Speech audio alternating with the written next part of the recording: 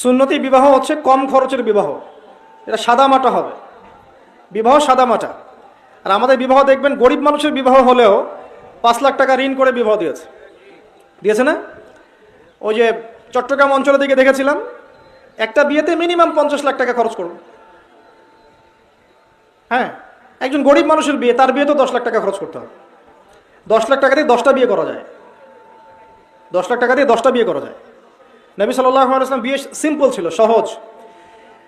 ছেলে মেয়েকে দেখতে পারবে একবার, ছেলে মেয়েকে দেখতে পারবে, মেয়ে এবং ছেলের সাথে প্রশ্নোত্তর করতে পারবে, ঈমান আকীদা সব জানার জন্য টুকিটাকি, পরিবারের গার্ডিয়ান সহ। ছেলে দেখবে, ছেলের মামা, ছেলের দুলা ভাই, এরা মেয়েকে দেখতে পারবে না।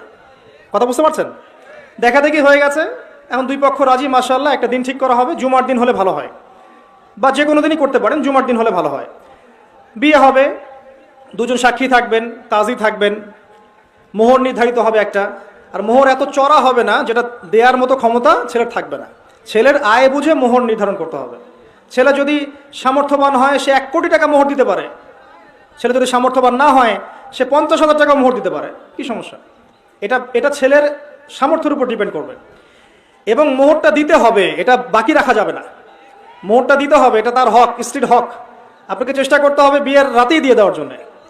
যদি না পারেন, তার কাছ থেকে আপনি ছাড় নিতে পারেন। সে যদি বলে ঠিক আছে আপনি আমাকে আস্তে আস্তে দিয়েন, কোনো সমস্যা নেই, ওকে ফাইন, আপনি আস্তে আস্তে দিবেন, কিন্তু দিতে হবে আপনাকে, দিতে হবে আপনাকে। দিয়ে দিয়েছেন, তারপরে সে স্বেচ্ছায় সেখান থেকে আপনাকে কিছু দিয়েছে, আপনি চাইলে খরচ করতে পারেন।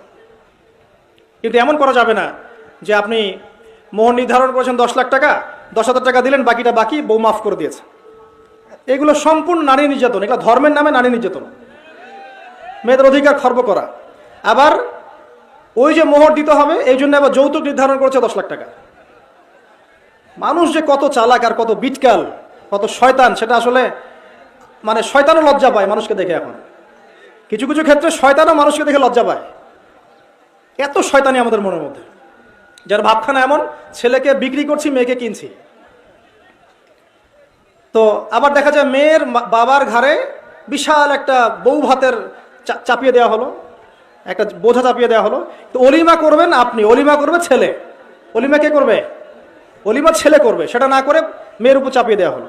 তো এগুলো ঠিক না। সুন্নতি বিবাহ সিম্পল, সহজ সরল, অল্প মোহর, সামর্থ্য অনুযায়ী মোহর পরিশোধ করবেন, সাক্ষী থাকবে, কাজী থাকবে, উপস্থিত জনগণকে খাইয়ে দিবেন।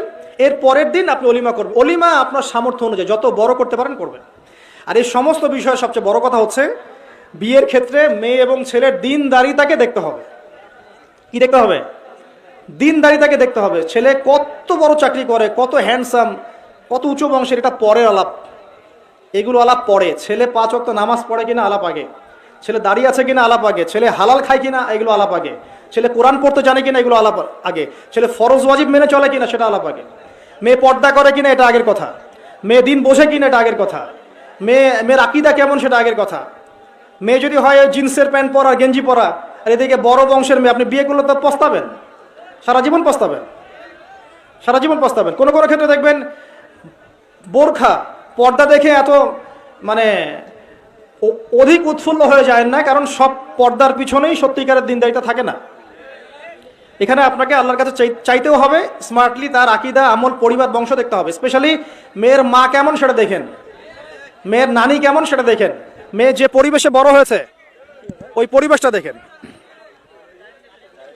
ঠিক আছে, শেষ করি।